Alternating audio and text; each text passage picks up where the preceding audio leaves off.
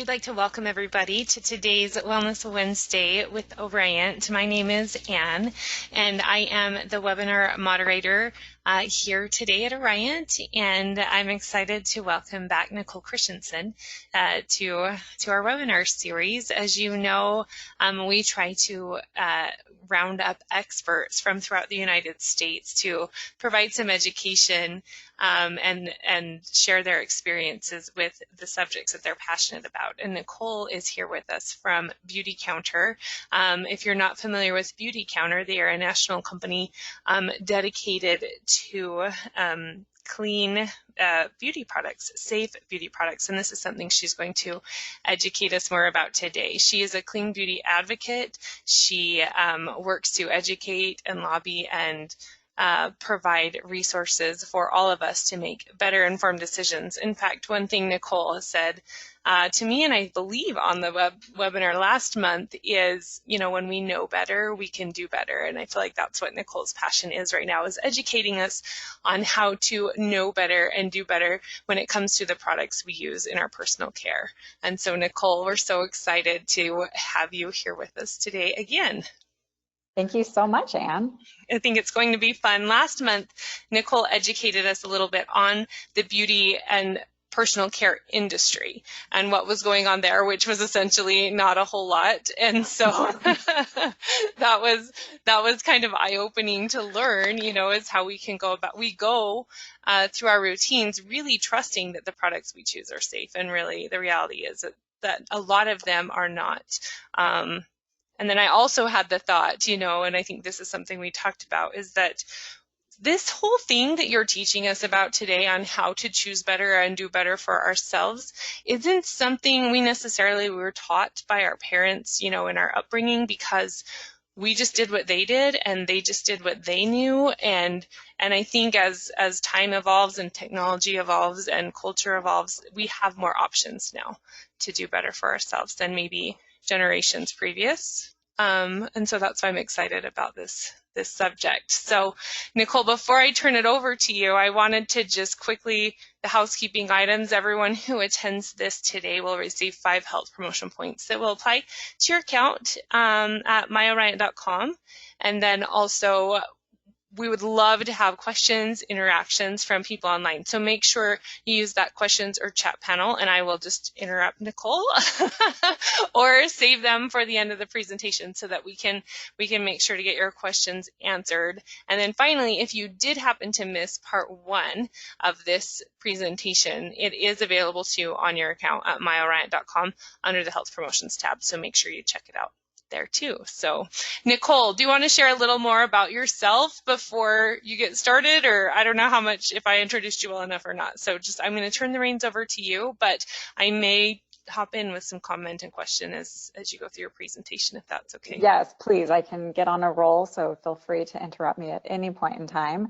I'm super excited to be back here, and like Anne mentioned, if you had not listened to part 1, it really gives kind of the background of what's going on in the beauty industry and why Oriant wanted to have me share this information with you. So in today's part 2 of Ready to Come Clean, we're really going to be talking more about your personal routine and how you can make the switch to safer, as I like to say. And I know there was a lot of questions that came from the part 1, and I'm going to address those in this webinar. And then obviously, if anything else comes up, and you can go to the next slide. I won't give the complete background on myself, as I went into that pretty extensively on the first webinar, but I have been a clean beauty advocate with the company Beauty Counter for the last 5 years. And really, to Anne's point of kind of like, you know, we didn't have these conversations when we were growing up, maybe with our mothers or previous generations.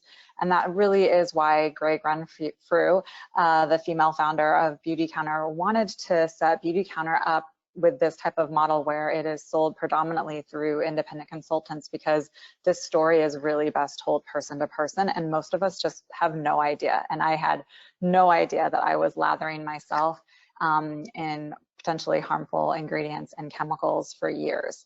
And so I am from California and I am desperately missing the California sun, but we now live in Chicago, Illinois due to my husband's job.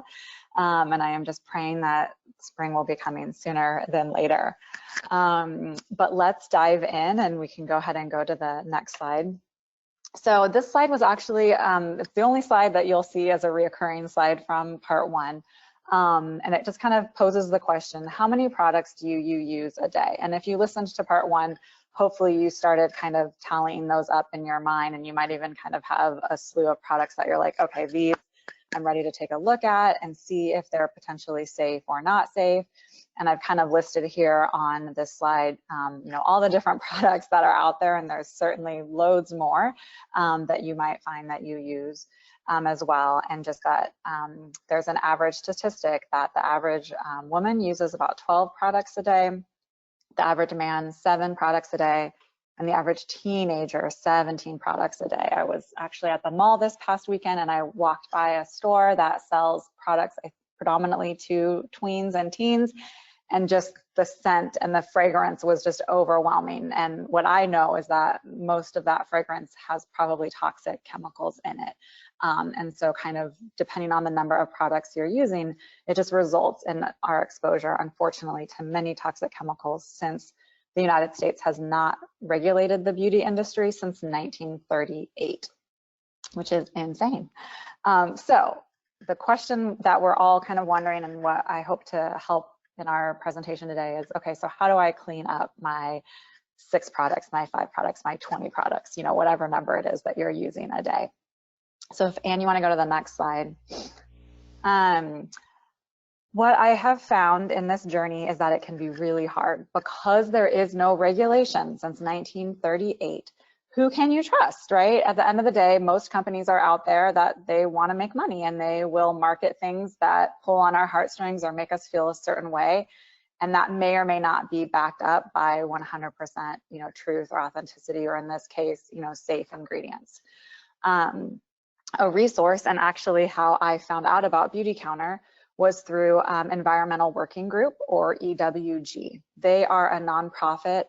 You can go to their website, ewg.org, and they have various tabs on different things, from cleaning ingredients, personal care products, food.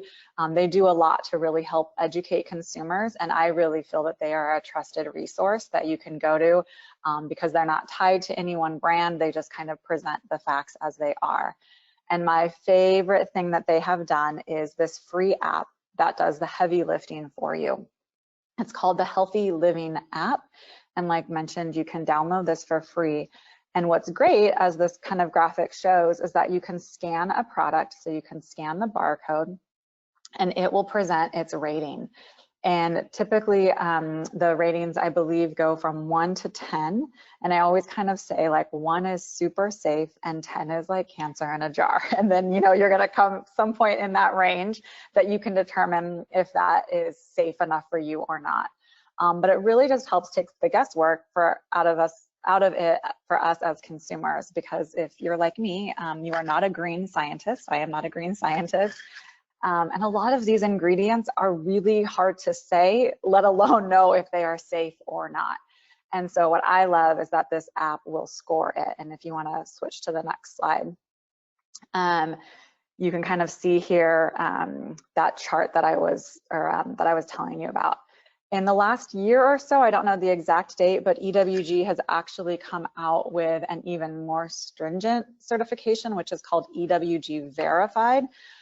Which meets their original standards and goes even far above that. So certainly, if, you know, my opinion, you want to find an EWG verified or a 1 or 2 product, that's going to be the safest product that you can find. Now, I don't typically love to talk about other brands because I'm not here to shame or disparage any brand, because again, no brand is doing anything illegally here. But in the name of education, I do find it important to talk about a couple things. And so I brought up 2 brands that I think most people have heard of to just use as an example. So Cetaphil is a common brand that many dermatologists recommend. And so oftentimes I will hear, oh, well, my dermatologist recommended that. It's not to say that that product will not perform, which I believe is typically why a dermatologist is recommending it. They've seen results from their patients using that product. So on one hand, that's a plus, right? We want results. If I'm going to put something on, I hope that it will help, you know, clear my acne or take my makeup off or whatever it is that I'm looking for that product to do. But again, because there has been no or little to no regulation since 1938, most dermatologists are actually also not aware of this information. I've really been shocked at the medical community's lack of awareness on this. And, you know, they are bogged down with their day-to-day jobs. And so for them to do research, that's on their own accord to learn this information and to be able to, you know, get it out to their clients. They're somewhat at the mercy of who comes into their office offering certain products and promotions to them, and they're gonna kind of take their word for it. So as you can see here, this particular, you know, Cetaphil cleanser scores a 5. In the middle, you know, for me, that would be something I would still want to look at for something safer.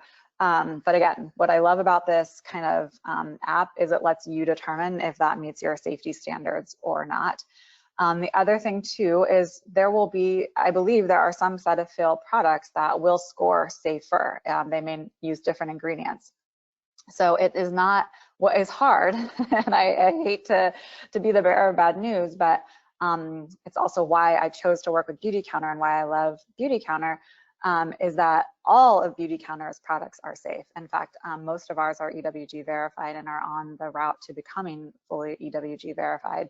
But with other companies, it really can be one product is safe and one product is not. And so doing the scan can be great. You can also type in the product name as well. I just find scanning to be easier.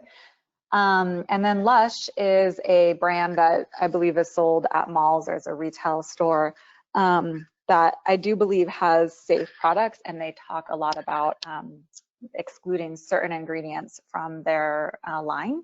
And that's obviously always good.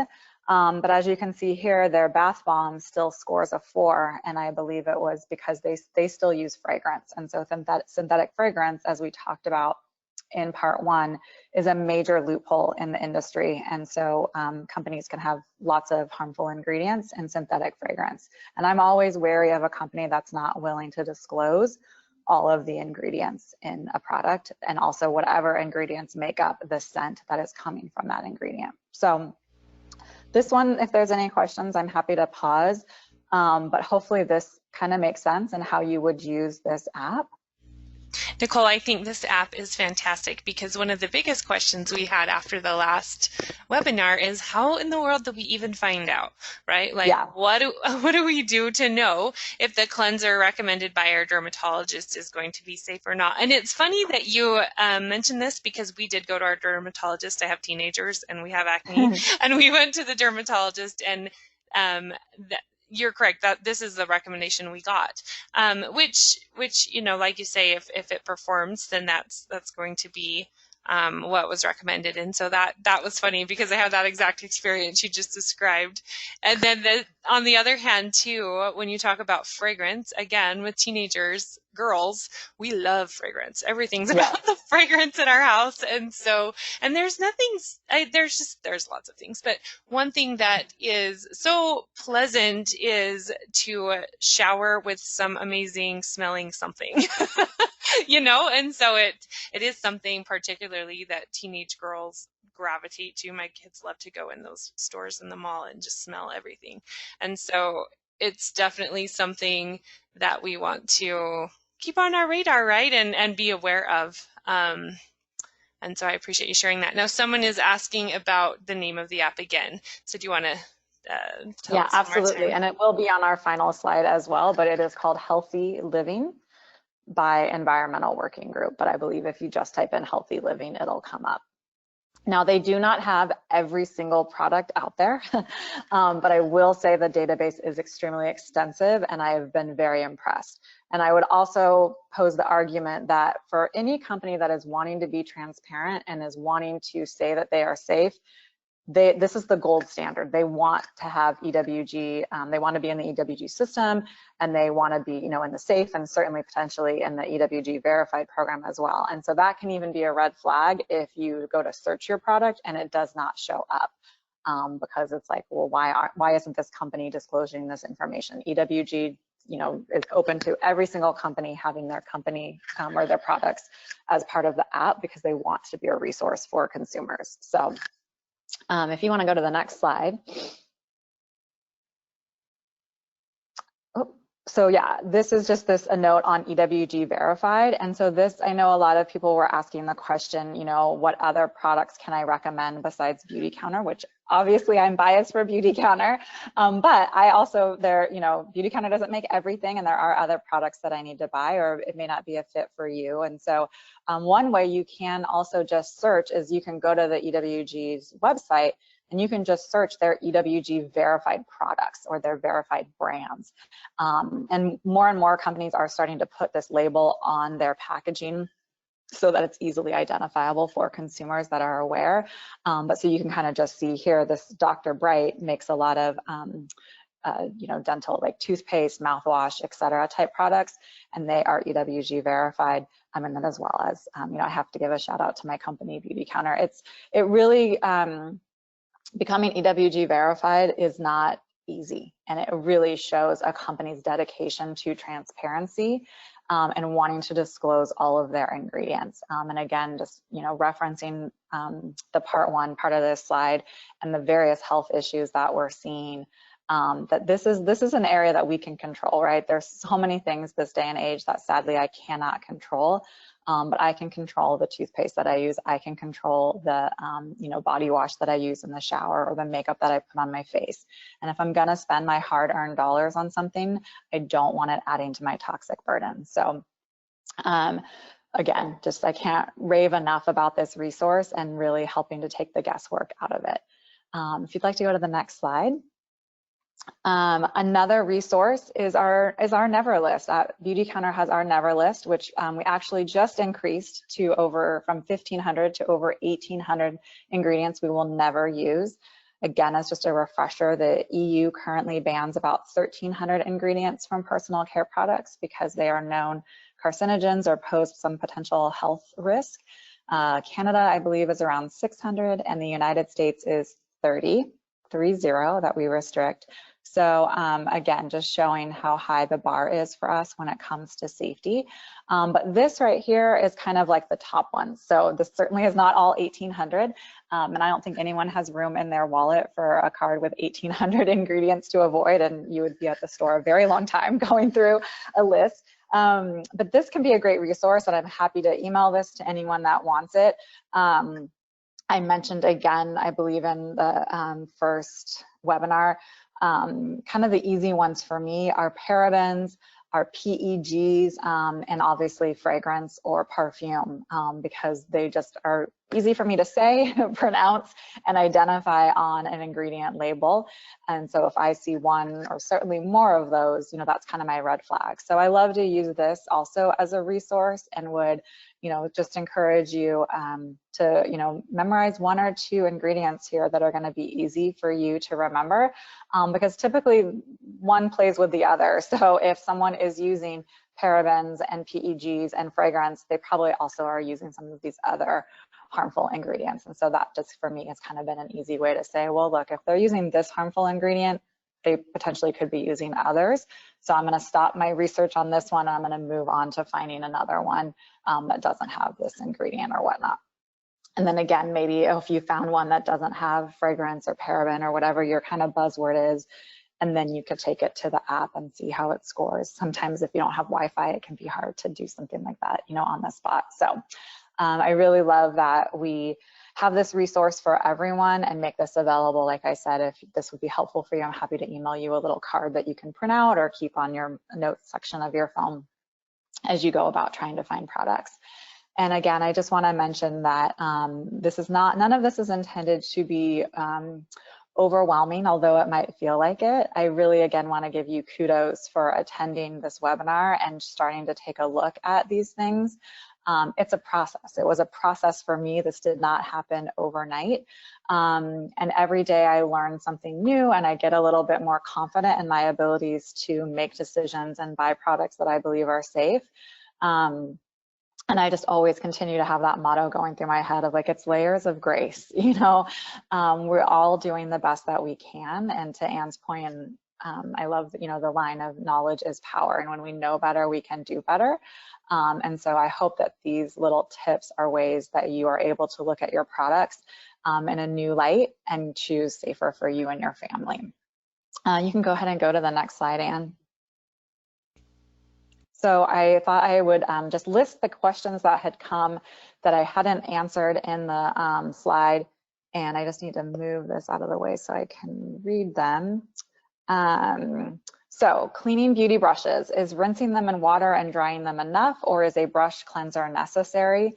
I would definitely recommend using water and like a shampoo to clean them. Think of the brush as hair, similar to, you know, your head of hair.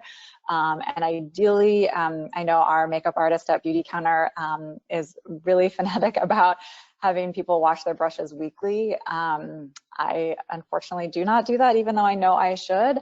But I would say if you can wash your brushes monthly, that would be really great. And again, I would probably say that if it's being marketed as a brush cleanser, it may not be the safest thing in the world. So I would just, in your process of switching to safer, the next time you switch to a safer shampoo, you're just gonna use a small amount, you know, less than a dime size probably, to clean your brushes. And just another tip on cleaning brushes, you can put the shampoo in the palm of your hand, swirl the brush in your hand, back and forth a couple times with some water to clean all the makeup off, and then lay it flat to dry. So very similar to a paintbrush, you know, how you would clean a paintbrush as well. Second question is, are there any risks for products expiring, specifically makeup products? So products like blush or whatnot. So actually every product should have on it a little, it almost will look like a canister with a lid coming off, and then it will have a number inside of there. And most products, I would say, will have the number 12, but sometimes, you know, it could be less or more depending on the ingredients and how active they are. But that is how you can know when that product will expire. Certainly, if it was a Beauty Counter product, I can guarantee that all of our products have that on there. But I've seen it on other products as well, or I would ask, you know, the company. If you have had makeup, I know I was, you know, I can even be this way with Beauty Counter products, which are certainly safe, but obviously bacteria can harbor in makeup, and other things that can, you know, not be great for our skin and can potentially not be great for us. But, you know, how often do you go through a blush or an eyeshadow, right? Depending on, some of us might have, you know, bags of makeup. And I might encourage you to just take a look at that. And if, you know, it is not part of the last couple years purchases, it's probably expired and it's time to, you know, just freshen up. And that can also be part of your, I'm going to switch to safer. And so this blush or this eyeshadow that I've had for the last century, you know, I'm going to check, and I'm going to get a safer one that I can feel really good about using. What kinds of products have gluten, and what is the impact of those with gluten sensitivities, and even better, maybe brands and products that are specifically gluten-free? So I don't know the answer to the question of what kinds of products have gluten, just because gluten is an ingredient that can be used in lots of different ways. And again, I am not a green scientist, nor am I a specialist, you know, when it comes to understanding exactly all of the ingredients and how they work in different products to perform. That being said, in my work with Beauty Counter, I've definitely come across this question of people wanting gluten-free products. And I'm very proud to say that at Beauty Counter, again, because we are so transparent, when someone comes to me and says that they have an allergy to something, I'm able to pull all the products that do or do not have that ingredient, and I can let them know.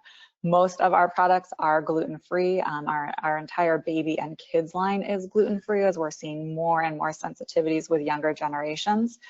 So it really is going to be brand specific. And in that case, if you have a gluten sensitivity, you know, Again, I'm not a doctor, but that would be something that I would want to ask that company specifically to give you that information, because it's not always as easily identifiable, because it's not a harmful ingredient in the sense of when I'm talking about like the 1,800 ingredients that Beauty Counter would not include in their products. So hopefully that makes sense to that answer to that question. Some say the skin is a barrier as one of its main functions and really doesn't allow much to pass and actually enter into your system. And others say that nearly everything on the skin is taken into your body to some degree. I'm curious about which products, ingredients to definitely avoid when reading labels, and if there are any brands commonly sold in drugstores that are considered cleaner. Or do you have to search out specific brands that are marketed as clean? So that's kind of a dual question. So to address the skin barrier question, so if you ever have talked to someone who's smoked or considered quitting smoking, what's an avenue that they could consider quitting? They could put a patch on their arm. That's because we know that the fastest way to get that nicotine into your system is through your skin. There's also many creams for women as we go through the lovely change later in life, hormonal creams that they will have you apply to your skin because it's a way to get the hormone into your system. So I would make the argument that the skin is like a sponge. It's our largest organ, and we administer drugs topically to our skin, often. And so the products that you're putting on your body every day are doing just the same thing. And then there are also certain ingredients that will actually, the purpose of that ingredient in a product is so that it will penetrate the skin more to give certain performance attributes, if you will, for that product and to your skin. So that just kind of answers that question. And then as far as the latter part of that question, hopefully I've addressed of how you can look for brands. But, I do always say that if a company is not touting that they're about safety, that they're about cleanliness, that they're about transparency, then they're not about safety, they're not about transparency, because it's definitely something that they would market if they had that. I think it's important to use a natural deodorant. Those yucky chemicals are applied straight to your lymph nodes, so I believe deodorant is the first thing you should change. How would you go about finding the right deodorant? What are your thoughts about applying this directly to your lymph nodes? Absolutely, deodorant is completely toxic in my opinion, kind of the traditional brands. And thankfully, more and more safer brands are becoming available, and the performance standards of those deodorants are getting better and better. Beauty Counter actually, little sneak preview, hopefully that's coming for us this year, but we have not been able to launch it, not because we can't make a safe formulation, but because our performance standards are also equally as high as our safety standards. We haven't been able to find that right mix of safe ingredients, yet still works like the deodorant that you're used to of yesteryear. Your lymph nodes are absolutely critical. It's a very sensitive area on your body that you do not want to be adding any more toxic chemicals to or clogging that area. So I would absolutely agree with the person that posed this question that's looking to switch to a safer deodorant is definitely, I would put on your priority list. What's great is that some companies that have safer brands, and again, I would use the EWG app to search for that. You can find at a lot of drugstores. It used to be, I feel like a couple of years ago, I was always having to buy my deodorant online, and now I'm starting to see it at Target or Whole Foods or places like that, which is really, really great. I've used a couple different brands. I'll just shout them out. Schmidt's is one that I like, and again, one I believe you can get at a drugstore. Native is one that I know a lot of people have talked about. I personally haven't looked into it, but I hear about it a lot, as well as I currently am using Ursa Major. So if that is at all helpful on the deodorant front. So those were the questions that were submitted last time, and I don't know if there's any additional ones or anything else we want to talk about, but you can go to the next slide just in closing for this part. I provided some resources last time, again, on this theme of when you know better, you can do better. And so I've given some additional ones here. Hopefully, if anyone out there watched Stink, I believe was the documentary I suggested last time, I'd love to hear what you thought of it. A new documentary called Toxic Beauty just came out. Oh my goodness, it is so well done. And this is available on Apple TV and Amazon, and I highly recommend checking that out.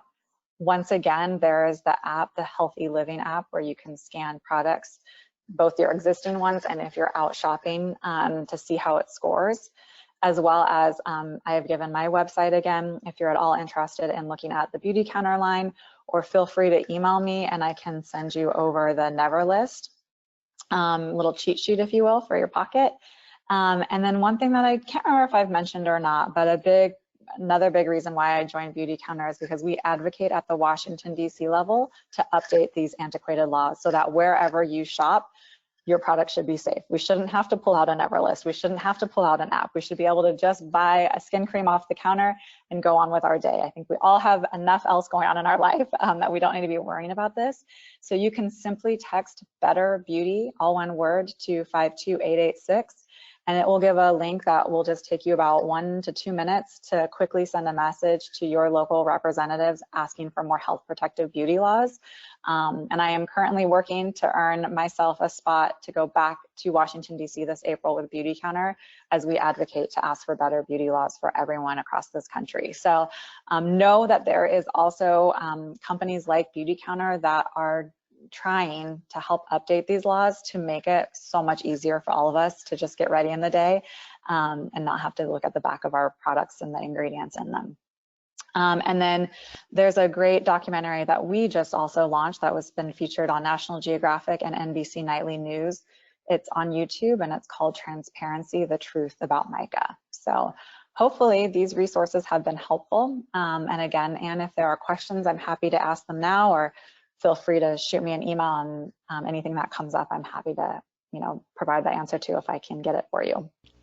Nicole, this has been a wealth of information. I love all of the resources you've shared with us as far as how to educate ourselves better and how to learn. That app is going to be such a great thing for us to even start to decipher, how start to make that change from our the products we currently use and our regular go-tos, and how to check them out, see if they're safe, and see how to make them safer. So I really appreciate you sharing all of this with us, and the lobbying that you're doing to help us to make this process easier, because you're absolutely right. It does feel a little bit overwhelming if it's not something you've dabbled in yet to get started, because you think of all the the 17 products a day or whatnot that the teenagers are using. I mean, those are a lot of things to research and study. So I love how you're like, it's not all at once, layers of grace, just kind of make this transition, and hopefully as we start to transition and demand better products, the industry will respond too, which I think is another powerful thing to remember. So it really is. Yeah, where you spend your money sends a very powerful message. Yes, absolutely. And so I really appreciate you sharing this with us. And we'll probably have a few more questions come in at the conclusion of this that they'll enter in digitally, so we can just reach out to those people individually after today. But I appreciate you taking the time to answer all of the questions that we already had. We did get a lot of really great questions, and I appreciate your thorough answers. So, oh my gosh, absolutely. And again, just kudos to your audience. You guys are definitely very astute, and the questions I thought were just really well presented. And I hope that this brought some light and some answers to everyone. Yeah, I think it did. And I think we know better because of this presentation, and we can start to do better. And again, for all those participating with us, this is also something that you can talk to your health coach about, and use the coaching as a way to support you as you begin this process of making your environment safer through the products that you use. So our health coaches are always up to date on the topics that we cover as part of the webinar, and would love to have a conversation with you individually about this idea as well. So Nicole, thank you again for joining us. If you guys want to reach out to Nicole, like you say, her contact information and her website is here, or I can help you get in touch with her at all if there's anything you want to discuss personally with Nicole. And then just again, want to thank you for this time and effort that you put into educating us today. So, absolutely. Thank you so much.